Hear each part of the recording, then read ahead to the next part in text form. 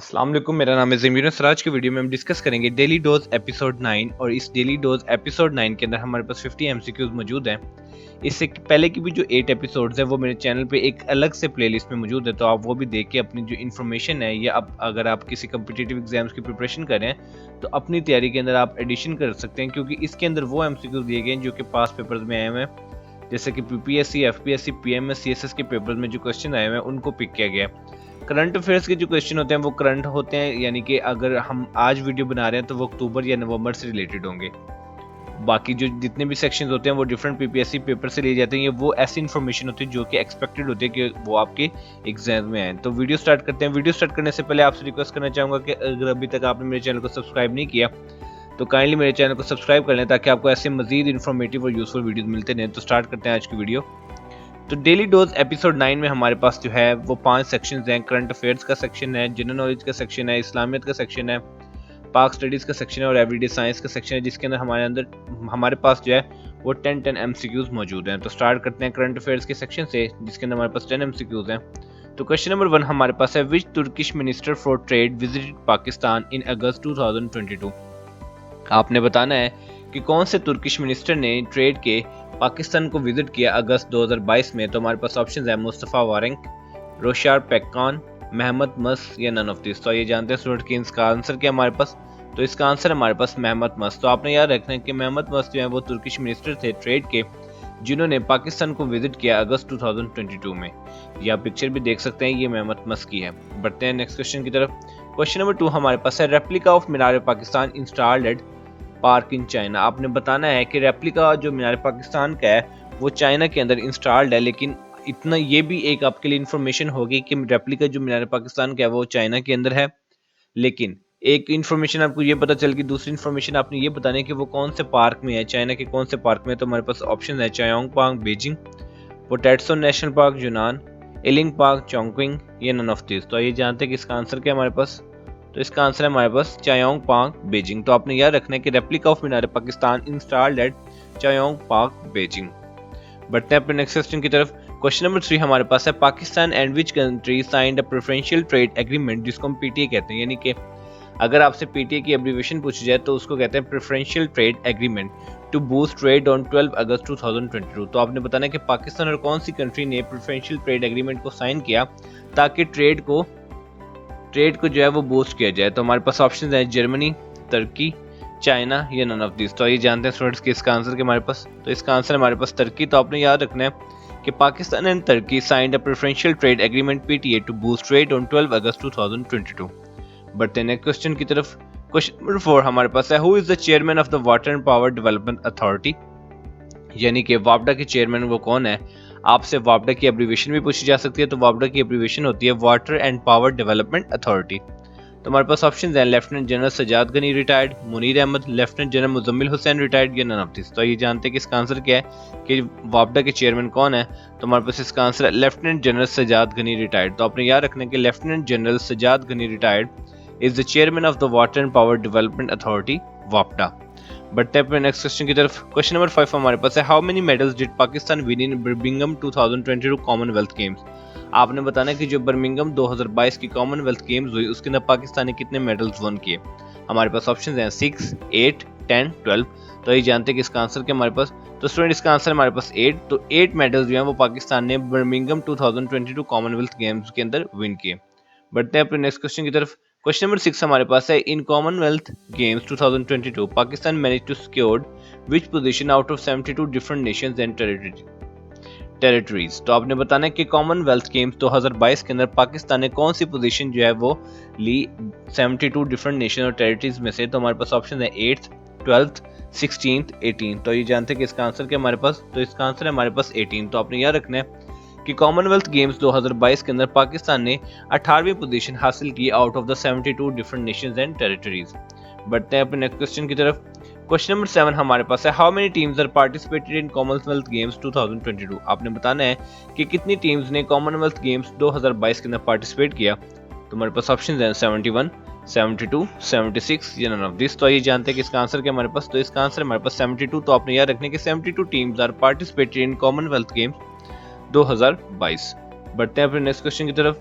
Question number 8 हमारे पास है National Assembly of Pakistan has passed a resolution to decide which member against his long absence. आपने बताना है कि नेशनल असेंबली ऑफ पाकिस्तान ने कौन सा रेजोल्यूशन पास किया जिसकी वजह से एक डिसाइड किया गया एक मेंबर को उनकी लॉन्ग एब्सेंस की वजह से, यानी कि एक ऐसे मेंबर थे जिनकी लॉन्ग एब्सेंस थी और उनको डी सीट किया गया यानी सीट से उतारा गया। तो हमारे पास ऑप्शन है शौकत तरीन, मोहम्मद मियां सोमरो, यार मोहम्मद रिन या अब्दुल हफीज पीरजादा। तो ये जानते हैं कि इसका आंसर क्या हमारे पास स्टूडेंट्स, तो इसका आंसर है हमारे पास मोहम्मद मियां सोमरो। तो आपने याद रखना है कि National Assembly of Pakistan has passed a resolution to deseat Mohammad Mian Soomro member against his long absence. बढ़ते हैं अपने नेक्स्ट क्वेश्चन की तरफ। क्वेश्चन नंबर 9 हमारे पास है how many medals won by Pakistan in the Commonwealth Games 2022 in Birmingham. आपने बताना है कि कॉमनवेल्थ गेम्स 2022 के अंदर बर्मिंघम के अंदर पाकिस्तान ने कितने मेडल वन किए।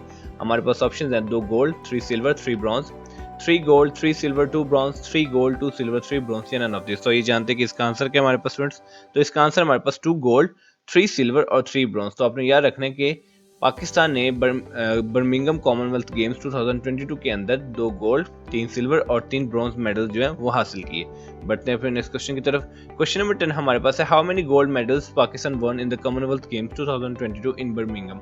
अब आपने स्पेसिफिकली सिर्फ गोल्ड मेडल्स के बारे में बताना है कि पाकिस्तान ने कितने गोल्ड मेडल्स विन किए कॉमनवेल्थ गेम्स 2022 के अंदर बर्मिंघम के अंदर। तो हमारे पास ऑप्शन है 2 4 8 या नन ऑफ दिस। तो ये जानते हैं कि इसका आंसर क्या हमारे पास, तो इसका आंसर हमारे पास 2। तो आपने याद रखना है कि 2 गोल्ड मेडल्स पाकिस्तान वोन in the Commonwealth Games 2022 in Birmingham, यानी कि 2 गोल्ड मेडल पाकिस्तान ने विन किए थे।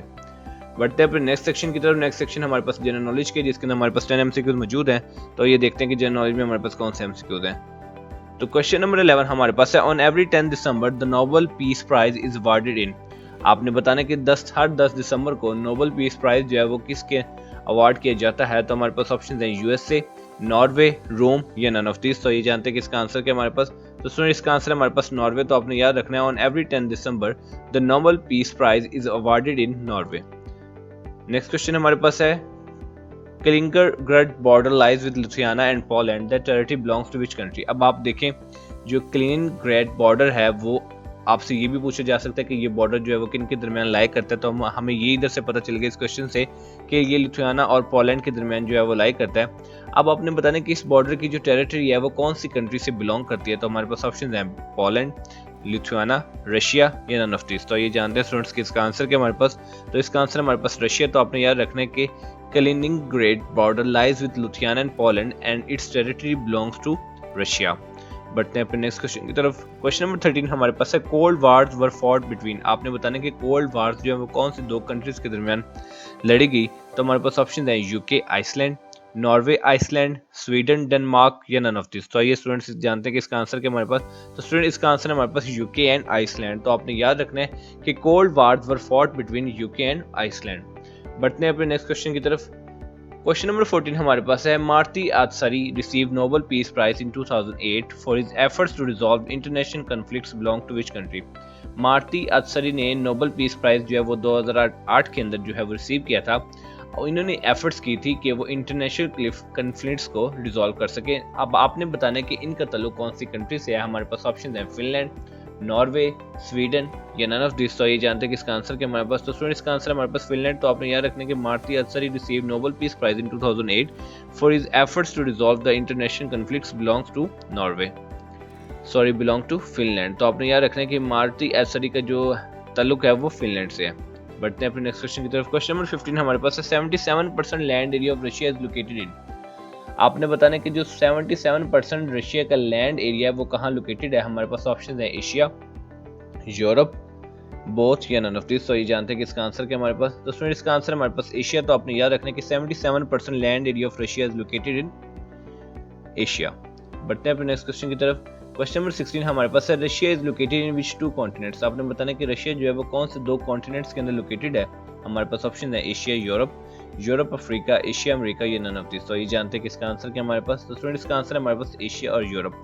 सो Russia is located in which 2 continents. आपको याद रहना चाहिए कि ये 2 कॉन्टिनेंट्स के अंदर लोकेटेड है। हमारे पास ऑप्शन है एशिया एंड यूरोप। बढ़ते हैं फिर नेक्स्ट क्वेश्चन की तरफ। क्वेश्चन नंबर 17 हमारे पास है Obama's book a promise land came out on. आपने बताना है कि जो ओबामा ने बुक लिखी जिसका नाम प्रॉमिस लैंड है वो कब आई।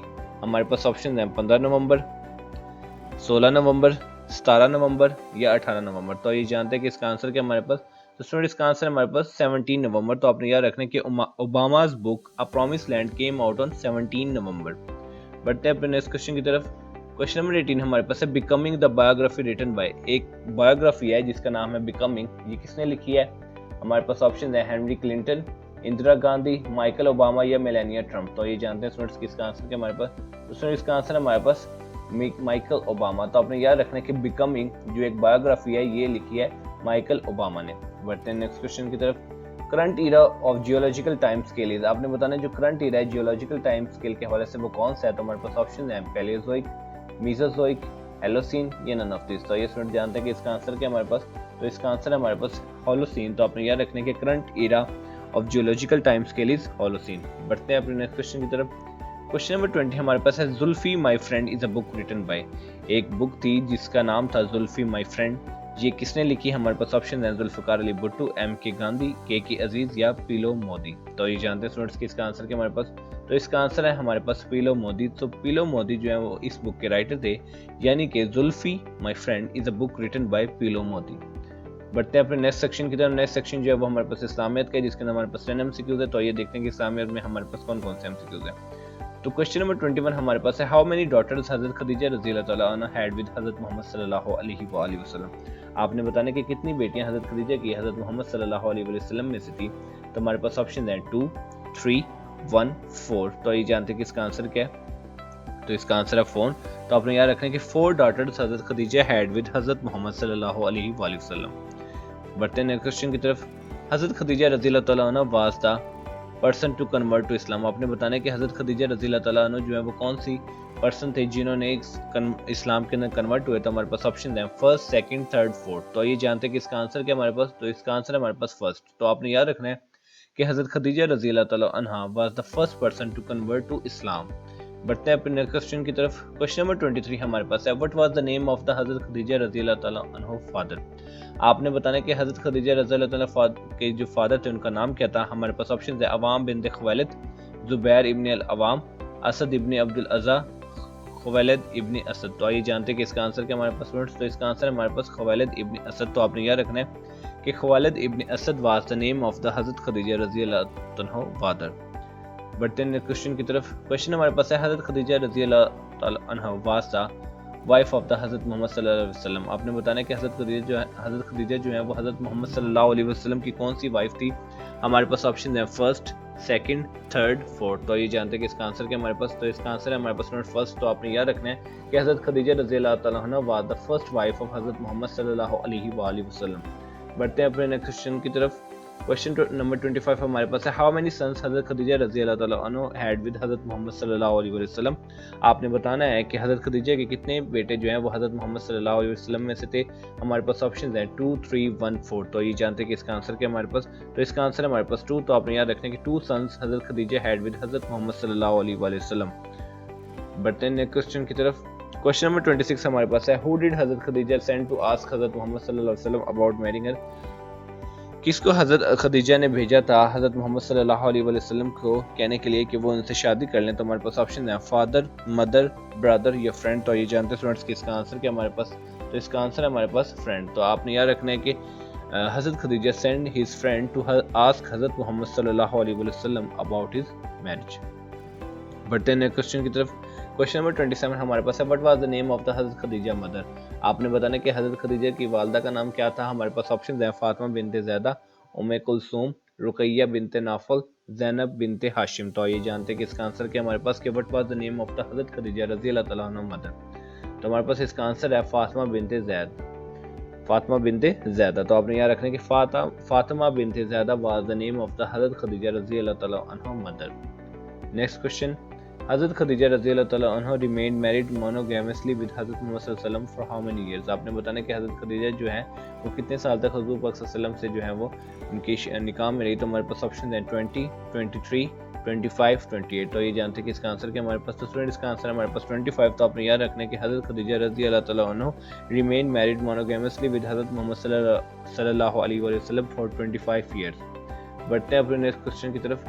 क्वेश्चन नंबर 29 हमारे पास है हजरत खदीजा रज़ी अल्लाह तआला अन्हा passed away when she was and prophet Mohammad सल्लल्लाहु अलैहि वसल्लम वाज ईयर्स ओल्ड। आपने बताना कि हज़रत खदीजा रज़ी अल्लाह तआला अन्हा की जब वफ़ात हुई तो उनकी जो है एज वो क्या थी और हमारे प्रॉफिट सल्लल्लाहु अलैहि वसल्लम की एज क्या थी। तो हमारे पास ऑप्शन है 58 43, 60 45, 63 48, 65 50। तो ये जानते हैं कि इसका आंसर क्या हमारे पास, तो इसका आंसर है हमारे पास 65 50। तो आपने याद रखना कि जब हज़रत खदीजा की वफ़ात हुई तो हज़रत खदीजा की जो उम्र थी वो 65 ईयर्स थी और हज़रत पाक सल्लल्लाहु अलैहि वसल्लम की तब उम्र जो थी वो 50 ईयर्स थी।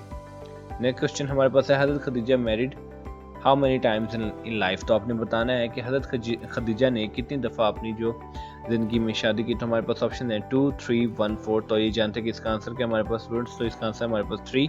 तो आपने याद रखना है कि हज़रत खदीजा रज़ी अल्लाह तआला अन्हा मैरिड 3 टाइम्स इन लाइफ। बढ़ते हैं अपने नेक्स्ट सेक्शन की तरफ। नेक्स्ट सेक्शन हमारे पास पाक स्टडीज़ का है जिसके अंदर हमारे पास 10 MCQs हैं। तो क्वेश्चन नंबर 31 हमारे पास है Swadeshi movement was launch to reverse था। जो स्वदेशी मूवमेंट थी वो किस लिए लॉन्च किया गया था कि किसको रिवर्स किया जाए। तो हमारे पास ऑप्शन है partition of India, partition of Bengal, separation of Sindh from Bombay, annexation of Kashmir. तो ये जानते हैं कि जो स्वदेशी मूवमेंट थी वो किस लिए लॉन्च की गई, किसको रिवर्स करने के लिए। तो इसका आंसर है हमारे पास पार्टीशन ऑफ बंगाल। तो आपने याद रखना है कि Swadeshi movement was launch to reverse the partition of Bengal.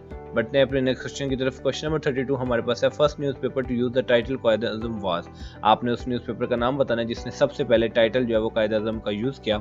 हमारे पास ऑप्शन है डॉन वीकली, पायनीर, अल अमन, कॉमरेड या डॉन डेली। तो ये जानते हैं स्टूडेंट्स कि इसका आंसर क्या हमारे पास, तो इसका आंसर है हमारे पास डॉन डेली। तो आपने याद रखना है कि first newspaper to use the title Quaid Azam was Dawn daily. बढ़ते हैं अपने नेक्स्ट क्वेश्चन की तरफ। क्वेश्चन नंबर 33 हमारे पास है the Nimoo Bazgo power project is a run of the river power project on the river situated at Alchi village 75 kilometers 47 miles from the Leh in the Indian occupied Jammu and Kashmir। आपने बताना है कि जो एक नीमो Bazgo power project है जो कि एक run of the river power project है वो कहाँ पे सिचुएटेड है, एक अलची विलेज के अंदर जो कि 75 किलोमीटर्स जो है वो ली से एक Indian occupied Jammu and Kashmir से दूर है। तो हमारे पास ऑप्शन है नीलम, जेलम, चनाब या इंडस। तो ये जानते हैं कि इसका आंसर क्या हमारे पास, तो इसका आंसर है हमारे पास इंडस। तो आपने याद रखना है कि ये जो पावर प्रोजेक्ट है जो कि एक रिवर पावर प्रोजेक्ट है वो रिवर्स पे सिचुएट है एट अलची विलेज जो कि 75 kilometres from the lee in the Indian occupied Jammu and Kashmir है। तो इस ये जो है इंडस पे लोकेटेड है। बढ़ते हैं नेक्स्ट क्वेश्चन की तरफ।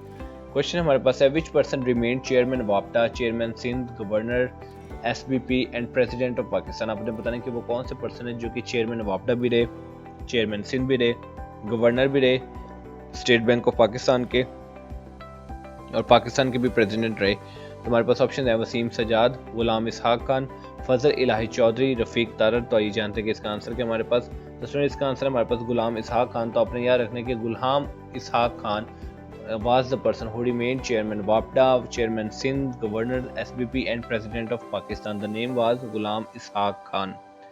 नेक्स्ट क्वेश्चन हमारे पास है which chief justice of Pakistan died in office 9 days after taking oath. आपने उस चीफ जस्टिस का नाम बताना है जिनकी जो वफात है वो ऑफिस में ही हुई थी और जब उन्होंने ओथ लिया था उसके 9 दिन बाद उनकी वफात हो गई थी। हमारे पास ऑप्शन है इफ्तिकार अहमद चौधरी, सर अब्दुल रशीद, मोहम्मद शहाबुद्दीन या मोहम्मद हलीम। तो ये जानते हैं कि इसका आंसर क्या हमारे पास स्टूडेंट्स, तो इसका आंसर है हमारे पास मोहम्मद शहाबुद्दीन। तो आपने याद रखना है कि Mohammad Shahabuddin was the chief justice of Pakistan which died in office 9 days after taking oath. बढ़ते हैं अपने नेक्स्ट क्वेश्चन की तरफ। क्वेश्चन हमारे पास है who was the first wife of the Quaid Azam. आपने बताना कि कायद आज़म की फर्स्ट वाइफ का नाम क्या था। हमारे पास ऑप्शन है सक्शी बाई, रतन बाई, एमी बाई या नन ऑफ दिस। तो ये जानते हैं कि इसका आंसर क्या हमारे पास स्टूडेंट्स, तो इसका आंसर है हमारे पास एमी बाई। तो आपने याद रखना कि Emi Bai was the first wife of Quaid Azam. Question number 37 हमारे पास है Quaid Azam first wife died in. आपने बताना कि कायद आज़म की जो पहली बीवी थी उनकी कब वफात हुई। तो हमारे पास ऑप्शन है 1893, 1894, 1895 या 1896। तो ये जानते हैं कि इसका आंसर क्या हमारे पास, तो इसका आंसर है हमारे पास 1893। तो आपने याद रखना है कि कायद आज़म फर्स्ट वाइफ डाइड इन 1893। बढ़ते हैं अपने नेक्स्ट क्वेश्चन की तरफ। क्वेश्चन नंबर 38 हमारे पास है mother tongue of Quaid Azam was. आपने बताना कि कायद आज़म की जो मदर टंग थी वो कौन सी थी। हमारे पास ऑप्शन है सिंधी, बलोची, पंजाबी, गुजराती। तो ये जानते हैं कि मदर टंग जो थी वो कायद आज़म की वो कौन सी थी। तो इसका आंसर है हमारे पास गुजराती। तो आपने याद रखना कि mother tongue of Quaid Azam was Gujarati. बढ़ते हैं अपने नेक्स्ट क्वेश्चन की तरफ। क्वेश्चन नंबर 39 हमारे पास है when Balochistan state become a part of the West Pakistan. आपने बताना कि कब बलोचिस्तान की जो स्टेट है वो पाकिस्तान की वेस्ट पाकिस्तान का जो है वो हिस्सा बनी। हमारे पास ऑप्शन है 14 अक्टूबर 1955, 14 नवंबर 1955, 14 दिसंबर 1956 या 14 जनवरी 1957। तो ये जानते हैं स्टूडेंट्स कि इसका आंसर क्या हमारे पास, तो इसका आंसर है हमारे पास 14 अक्टूबर 1955, तो आपने याद रखना है कि at 14 October 1955 Balochistan state become a part of the West Pakistan. बढ़ते हैं अपने नेक्स्ट क्वेश्चन की तरफ। क्वेश्चन नंबर 40 हमारे पास है mother of Dina Wadia was. आपने बताना कि दीना वादिया की मदर का क्या नाम था। हमारे पास ऑप्शन है Emmy by, Ratan by, Sakshi by या नन ऑफ दीस। तो ये जानते हैं कि इसका आंसर क्या हमारे पास, तो इसका आंसर है हमारे पास रतन बाई। तो आपने याद रखना कि mother of Dina Wadia was Ratan by. बढ़ते हैं अपने नेक्स्ट सेक्शन की तरफ। नेक्स्ट सेक्शन हमारे पास एवरीडे साइंस के, जिसके अंदर हमारे पास 10 एमसीक्यूज मौजूद हैं। तो क्वेश्चन नंबर 41 हमारे पास है the time taken by the sun to revolve around the centre of our galaxy is. आपने बताना कि कितना टाइम लगता है एक सूरज को एक सेंटर, जो गैलेक्सी का एक सेंटर है उसके अराउंड जो है वो रिवॉल्व करने के लिए। तो हमारे पास ऑप्शन है 150 million years, 250 million years, 300 million years या 350 मिलियन ईयर्स। तो ये जानते हैं कि इसका आंसर क्या हमारे पास स्टूडेंट्स, तो इसका आंसर है हमारे पास 250 मिलियन ईयर्स। तो आपने याद रखना है the time taken by the sun to revolve around the centre of the galaxy is 250 million years. Question number 42 हमारे पास है primary cosmic rays are compose largely of very fast. आपने बताना है कि जो प्राइमरी कॉस्मिक रेज होती हैं वो किस चीज़ पे कंपोज होती हैं। तो हमारे पास ऑप्शन है protons, neutrons, electrons, gamma rays. तो ये जानते हैं कि इसका आंसर क्या हमारे पास स्टूडेंट्स, तो इसका आंसर है हमारे पास प्रोटॉन्स। तो आपने याद रखना है कि primary cosmic rays are compose largely of very fast protons. बढ़ते हैं अपने नेक्स्ट क्वेश्चन की तरफ। क्वेश्चन नंबर 43 हमारे पास है the sun produces most of its energy by. आपने बताना है जो सूरज है अपनी ज़्यादा जो एनर्जी है वो किसके थ्रू प्रोड्यूस करता है। तो हमारे पास ऑप्शन है nuclear fission, nuclear fusion, burning hydrogen या नन ऑफ दिस। तो ये जानते हैं कि इसका आंसर क्या हमारे पास, तो इसका आंसर है हमारे पास न्यूक्लियर फ्यूजन। तो आपने याद रखना है कि the sun produces most of its energy by nuclear fusion. बढ़ते हैं अपने नेक्स्ट क्वेश्चन की तरफ। क्वेश्चन नंबर 44 हमारे पास है inhaled air passes through which of the following in the last. आपने बताना कि जो एयर को इनहेल किया जाता है वो कहाँ से लास्ट में पास करती है। तो हमारे पास ऑप्शन है ब्रोंक्यूल, लैरिंक्स, फेरिंक्स, ट्रेकिया। तो ये जानते हैं कि इसका आंसर क्या हमारे पास, तो इसका आंसर है हमारे पास ब्रोंक्यूल। तो आपने याद रखना है कि inhaled air passes through bronchiole in the last. बढ़ते हैं अपने नेक्स्ट क्वेश्चन की तरफ। क्वेश्चन नंबर 45 हमारे पास है in eye donation which part of the eye is used. आपने बताना कि आई डोनेशन के अंदर आई का कौन सा हिस्सा जो है वो यूज किया जाता है। हमारे पास ऑप्शन है रेटिना, आयरस, कॉर्निया या ऑप्टिक नर्व। तो ये जानते हैं कि इसका आंसर क्या हमारे पास, तो इसका आंसर है हमारे पास कॉर्निया। तो आपने याद रखना है कि आई डोनेशन के अंदर जो कॉर्निया है वो वाला जो है आई का जो पार्ट है जिसको हम कॉर्निया कहते हैं उसको यूज किया जाता है। क्वेश्चन नंबर 46 हमारे पास है who is considered as the father of botany. आपने बताना है कि बॉटनी के फादर जो है वो किसको कहा जाता है। हमारे पास ऑप्शन है Aristotle, Gregor, jargon Mendel, Theophrastus या करोलस लिनियस। तो ये जानते हैं कि इसका आंसर क्या हमारे पास, तो इसका आंसर है हमारे पास Theophrastus. So Theophrastus is considered as father of botany. तो नाम नहीं भूलना आपने, थियोफ्रास्टस। क्वेश्चन नंबर 47 हमारे पास है विच part of the brain regulates the body temperature. आपने बताना है कि ब्रेन का कौन सा पार्ट है जो बॉडी के टेम्परेचर को रेगुलेट करता है यानी कि कंट्रोल करता है। हमारे पास ऑप्शन है सेरिबेलम, सेरिब्रम, हाइपोथैलेमस, मिडोला। तो ये जानते हैं कि इसका आंसर क्या हमारे पास, तो इसका आंसर है हमारे पास हाइपोथैलेमस। या आप डायग्राम देखें तो आपको शो हो रहा होगा कि हाइपोथैलेमस की लोकेशन क्या है। So hypothalamus is the part of the brain who regulates the body temperature, यानी कि it is responsible for the control of our temperature. अगर इसमें कोई जो हार्मोनल इशू होगा जिस वजह से भी होगा तो टेम्परेचर हो सकता है लेस हो सकता है या ज़्यादा हो सकता है। So hypothalamus is the part of the brain which regulates the body temperature. बढ़ते हैं अपने नेक्स्ट क्वेश्चन की तरफ। क्वेश्चन नंबर 48 है हमारे पास है which of the following is the non metal that remains liquid at room temperature. आपने बताना है कि इनमें से कौन सी जो नॉन मेटल है वो लिक्विड ही रहती है रूम टेम्परेचर के अंदर। तो हमारे पास ऑप्शन है फास्फोरस, ब्रोमीन, क्लोरीन, हीलियम। तो ये जानते हैं कि इसका आंसर क्या हमारे पास, तो इसका आंसर हमारे पास ब्रोमीन। तो ब्रोमीन एक ऐसी नॉन मेटल है that remains liquid at room temperature, यानी कि रूम टेम्परेचर के ऊपर वो लिक्विड ही रहती है। तो ये नॉन मेटल जो है वो है ब्रोमीन। बढ़ते हैं नेक्स्ट क्वेश्चन की तरफ। क्वेश्चन नंबर 49 हमारे पास है which of the following is used in pencil. ये जो चार ऑप्शंस आपको दी गई हैं ग्रेफाइट, सिलिकॉन, चारकोल, फास्फोरस। तो आपने इनमें से बताना है कि इनमें से कौन सी जो है वो पेंसिल्स में यूज की जाती है। तो हमारे पास इसका आंसर है ग्रेफाइट। तो आपने याद रखना है कि graphite is used in pencils. बढ़ते हैं अपने नेक्स्ट क्वेश्चन की तरफ। क्वेश्चन नंबर 50 हमारे पास है प्रेशर इज मेड बाय। इधर जो है प्रेशर का फार्मूला भी दिया गया आपको, pressure is equal to force per area. तो आपने बताना है कि प्रेशर को मेजर किसके थ्रू किया जाता है। तो हमारे पास ऑप्शन है बैरोमीटर, वोल्टमीटर, इलेक्ट्रोमीटर या एमीटर। तो ये जानते हैं स्टूडेंट्स कि इसका आंसर क्या हमारे पास, तो स्टूडेंट इसका आंसर हमारे पास बैरोमीटर। तो आपने याद रखना है कि pressure is made by barometer. ठीक है, आपने भूलना नहीं है कि pressure is made by barometer. Voltmeter की बात करें तो ये वोल्टेज को मेजर करता है, इलेक्ट्रोमीटर की बात करें तो ये जो मिल्क के अंदर लैक्टोज होता है उसको मेजर करता है, और एमीटर की बात करें तो ये करंट को मेजर करते हैं। तो उम्मीद करता हूँ ये वीडियो आपको बहुत पसंद आई होगी, जो कि आपके लिए बहुत ही इन्फॉर्मेटिव और यूजफुल है। और इस वीडियो को एक दो बार देखेंगे तो ये आपको एमसीक्यू जो क्लियर हो जाएंगे। ये सिर्फ 50 एमसीक्यूज नहीं, इसमें और जैसे एमसीक्यू डिस्कस किया जाता है, जैसे इसके अंदर मैंने आपको सारे मीटर्स का बता दिया, तो इस तरह के और भी क्वेश्चन होंगे जिसमें और ज़्यादा भी पॉइंट्स होंगे। तो उम्मीद करता हूँ ये वीडियो जो है आगे जाके आपको बहुत ही हेल्पफुल साबित होगी। तो मिलते हैं इंशाल्लाह अपनी नेक्स्ट वीडियो में, तब तक अपना ख्याल रखिएगा। बस।